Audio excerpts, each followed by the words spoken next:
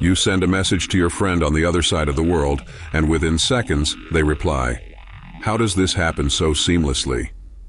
The answer lies in a quiet humming box that never sleeps: the server. But what exactly is a server, and how does it manage to keep the entire digital world connected? Imagine a giant library where every book holds a piece of information about the internet: a photo, a document, a website, even your favorite memes. A server is like the librarian of this massive library. It knows where everything is stored, how to retrieve it, and how to deliver it to you, whether you're on your laptop in New York or your smartphone in Tokyo. Let's rewind a bit. A server isn't some mystical entity. It's simply a specialized computer. Think of your own computer at home. It has a processor, memory, and storage. Servers have the same components but supercharged.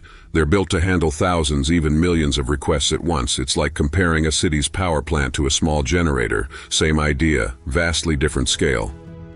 Here's where the magic happens.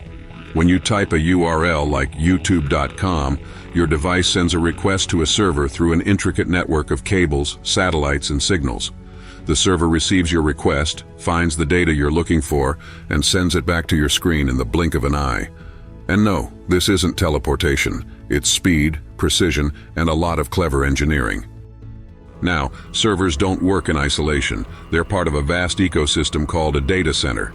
These data centers are the backbone of the internet, powering everything from your Netflix binges to your cloud backups. And here's a twist.